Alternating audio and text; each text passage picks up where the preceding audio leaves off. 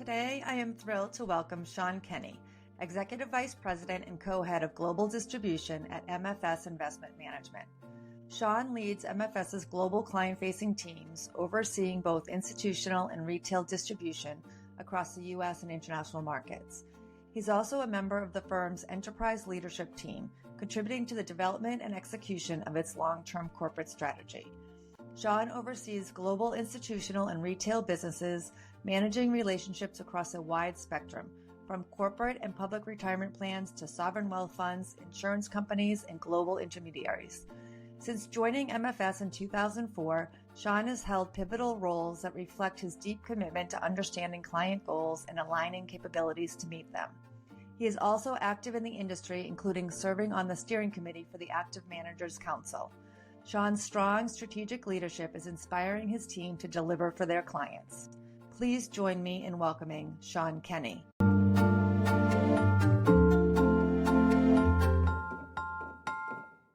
Sean, thank you so much for joining me today. Great to be here. Thanks, Maureen. I'm really looking forward to our conversation, so let's jump in. Can you tell us about your career journey at MFS and how you got to where you are today? Yeah, so I started in MFS back in 2004, which doesn't feel that long ago, but it was 21 years ago. So I'm very blessed and happy to have been at the firm for so long. And I started in the service center. So in our service center at MFS, that's where you're actually talking to the end shareholders of our mutual funds, which in our industry, 21 years later, I've realized is actually kind of rare to talk to the end shareholders. Often we're talking to professional buyers, financial advisors, institutional investors. So spending the first year of my career talking to the end shareholders in the service center was actually really formidable as I look back. So I started there in the service center. I was talking to many shareholders of our mutual funds and retirement plans and in their IRAs, and then moved into the sales organization where I became an internal wholesaler. I then moved to Michigan to become an external field wholesaler, and I was out there for a couple of years before coming back to Boston in 2008 to become a member of the institutional sales team. I was in that role for 10 years. I really thought that was a career role. I thought I'd retire in that role. I loved that job, but I started getting brought more into management and leadership opportunities. And in 2018, was asked to lead our defined contribution efforts. And then in 2022, added our U.S. retail efforts to that. And then more recently, earlier this year, co-leading our global distribution. So that was my 21-year journey that feels like a blink of an eye. Wow. I mean, that's a great career progression story. That's amazing. Yeah. I mean, as I think back on that journey, and, the journey still continues. I'm still loving what I do here and continue to evolve personally and professionally. But a couple things jump out over that 21 years. One is I had incredible mentors, really from the beginning and the day I walked in the doors at MFS. And having mentors that I could lean on and talk to and could help me network and learn was incredibly important to me. The second was that MFS was willing to take a chance on me many times in the organization on new experiences, stretch assignments, growth opportunities. And I really value that. And again, in hindsight, looking back, really appreciate those opportunities and were really formidable. And then the last thing is we have a very flat hierarchy here. And so my access to senior level people at every level of the firm, again, I took for granted early in my career because it was just so normal for us to be able to have casual conversations with senior executives at every level of the firm, portfolio managers to executive team members. And so these are sort of core tenets that, now in my role on the executive team, I take extremely seriously, and one that I think not only we, strive to preserve at MFS, but to continue to build on and make even more powerful for our young people. So as a follow on that, how has your leadership perspective evolved over the years, especially as newer generations have come in? Yeah, I mean, when I came in as a young professional, I assumed our leaders had all the answers to the problems. I sort of assumed that, if you're in a senior leadership role at the firm, you know the future and you have clarity on where, everything's going in the industry. And now, I think it's pretty clear that no one has perfect clarity and a crystal ball in terms of what the future will hold. I think now as a leader of the organization and our teams, it's our job to create vision and to sort of move the team towards a vision of that future, but we don't know for certain. So as a young professional, I think coming in, one of the things that I I maybe had wrong was just how important it was to know everything and to have an answer to everything. And the reality is, what you want to do is have a really good team around you. You want to be able to ask great questions. You want to spend time trying to understand problems and not feel this compelling need to have answers to everything all the time. So certainly my leadership style has evolved because I think a big part of what I try to do with our young professionals and employees around the organization is really empower them to ask great questions, to understand problems, to think about implications to our business, both risks and opportunities. And for our young professionals, I think it's a really important lesson to learn earlier than I got to learn, because I think it allows them to take a little bit of the pressure off to always having to have the answers, and they can be in learn mode much earlier in their career than trying to impress people with answers all the time. So again, I think for our young professionals, they bring so much value to the organization because they bring fresh ideas, new perspectives, they bring curiosity and ambition in the organization. Mm-hmm. And the most important thing we can do is harness it. And we create a lot of value by bringing these young professionals in, but it's actually not that easy to capture the value because young professionals feel this compelling need to always impress the next levels up to progress in their careers. So again, I share that story more from the perspective of if our young professionals can come in, feel empowered that they don't have to know all the answers to progress in their careers. It's really about being curious, being ambitious, to be thoughtful and to learn, and to have a network of people they can tap into to learn from and to ask great questions. That's how I think our young professionals make a massive impact on the organization, not only because they're going to be our future leaders one day and hopefully will develop a skill set to be great leaders, but also because they hopefully through those questions are challenging what we're doing. And, uh, as I tell our young professionals, like, ask with curiosity, not with judgment. But, by asking with curiosity as to why do we do this way, or have we thought about this way, actually forces us to articulate why we do things the way we do. And sometimes there aren't great answers. And it allows us to rethink, like, maybe we should think about this a bit different, or maybe there is a new way for us to evolve this process or the way we're thinking about this problem.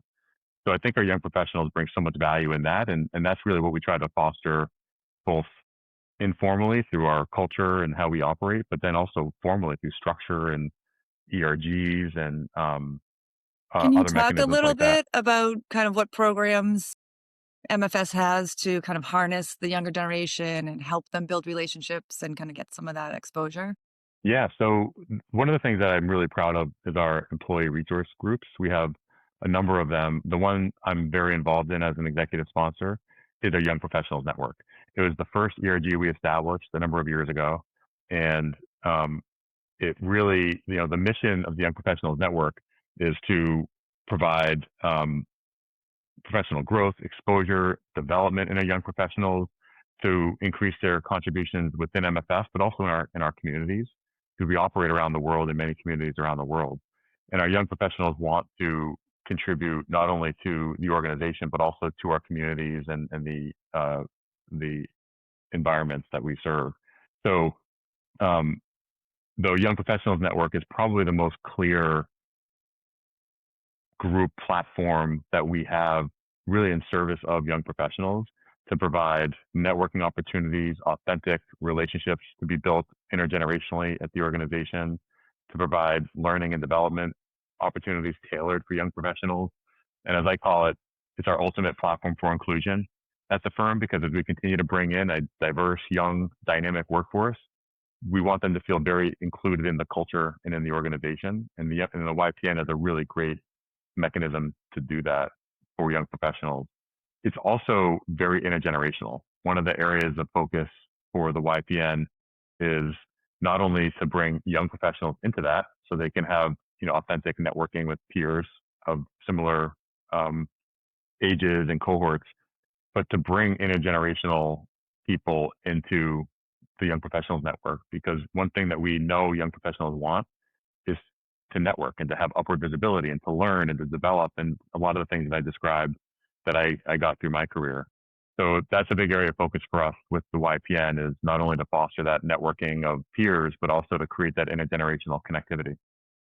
It's so important because to get that exposure to the older generations and get that training and build those relationships often is not sort of a part of a young professionals program because it's just the young professionals getting together. So that's really Yeah. cool. We struggled at first because, I mean, we call it the Young Professionals Network or the YPN. And by default, I mean, the second I turned a certain age, I didn't feel so young. And so you start to wonder, like, am I actually welcome at this networking event that the YPN is holding if it's just for young people? And so we've been very intentional within the organization. And I think a big part of what I try to do as the executive sponsor is to really encourage mid and senior level folks and people of all different experiences in the organization to come to these events, because it isn't the best way to serve our young professionals is to give them access and exposure and networking and learning opportunities. And the best way to do that is to have, people of all different generations and perspectives and backgrounds coming together. What is important about that connectivity is the authenticity of it, because it's easy to put a program together and link a young person with an older person or a more experienced person, but it can feel forced. Whereas when you do it informally and you create environments where people will naturally come together, and maybe we have a college mixer where people wear their college colors or their college name on their badge, and someone realizes, oh, I went to the same school as you. I graduated 20 years ago, but tell me about your experience now. These are just easy, authentic ways for people of all different ages and generations to connect really informally and authentically. And in my opinion, and I think in our opinion at MFS, that's the way real trust and authentic relationships are built, not necessarily by forcing it. Mm-hmm. I agree. Sometimes mentoring programs can sort of check a box, but not really move the ball. And so if people are making genuine connections and then have built a relationship and able to touch base with people, that's much more powerful. Yeah. We do both. We have both the formal mentorship programs and these more informal networking opportunities. Both are powerful in different ways. I've experienced it both as a mentee and a mentor in the formal structure, and certainly on the informal side. Both absolutely serve a purpose, but I do think the combination is really important. Yep. You mentioned community events. Can you give me an example of what that looks like? Yeah. So there's a lot, which is a good thing. So the YPN in particular, they do a lot of local events in the community. So we're headquartered in Boston. So obviously we're very involved in a lot of the Boston um, events that are really focused on educational equity is a big area of focus, and financial literacy are two core areas of focus from a community perspective. So many of the organizations that the team leans into are related to those two focus areas. But the team will organize a volunteer day to go to maybe to a school to talk about financial literacy with young people in the schools, or to do a cleanup at a school. We have sporting events where we might organize a team MFS to go out in support of a local charity, where we work with with the students that are in that charity. So there's a lot of volunteer events that the team gets involved in.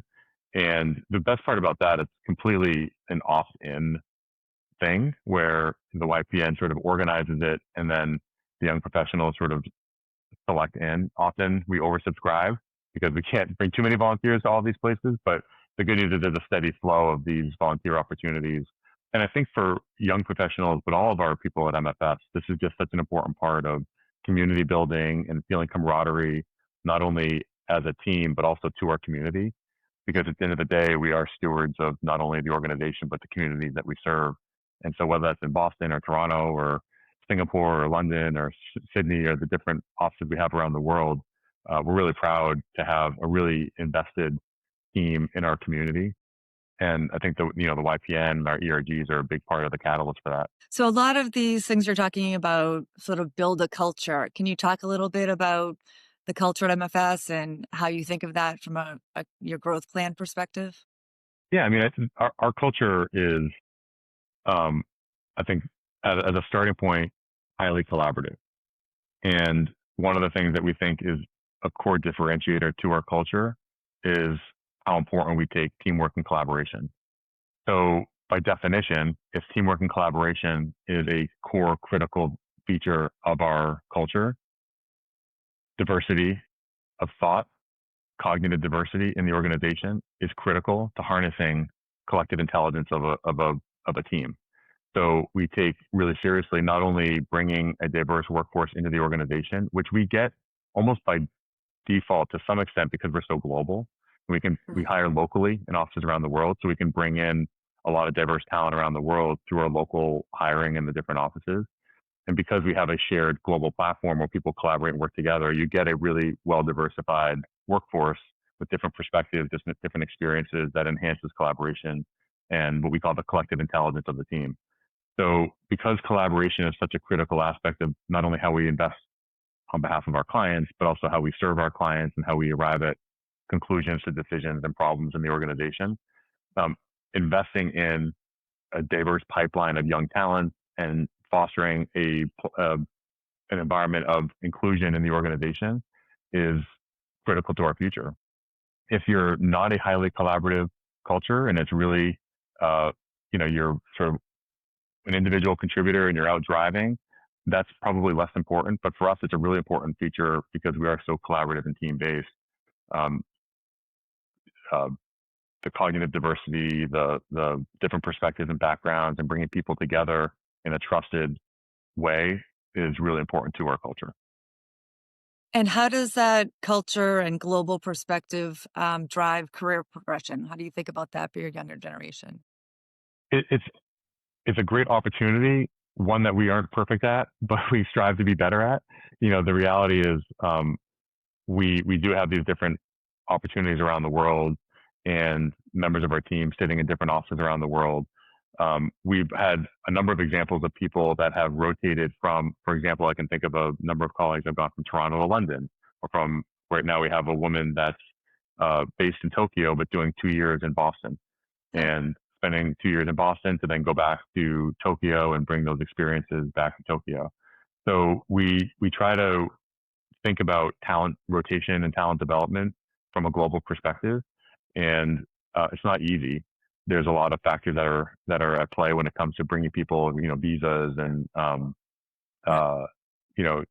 making sure people have the right sort of structure in terms of housing and things like that. But we think it's an important part of developing a global dynamic workforce, but it's not easy. I think And then if when you we kind of think like about, focused into career progression, even just in Boston, what does that look like? yeah, I mean, I think we spend a lot of time highlighting different departments in the organization. I think one of the challenges that we have, because we're over 2,000 person employer, which isn't huge, but it's not small. Yeah. It can feel when you come into a department as a young professional, sometimes your visibility is just linearly within your own function. So if you come in a finance role, you might think of your career progression pretty linearly within the finance department, because there is opportunity and enough mobility within just the finance department to have a tremendous career at the firm. But equally, if you come into the finance department, you may have a lot of value to add and really enjoy roles in distribution or in the investment team or in operations or compliance. And we're spending a lot of time to try to create that visibility and opportunity for people to see those potential roles. So a couple of things that we do. One is we have a departmental spotlight series. So the Young Professionals Network realized that this is a challenge, that the visibility of roles and career progression across the organization, both within Boston and globally, isn't perfect. And so they took it upon themselves to create a departmental spotlight series where once a month for a number of months, they rotated different departments. They bring in hiring managers, not the most senior people in the department, but hiring managers that could actually have roles that people might be able to apply for and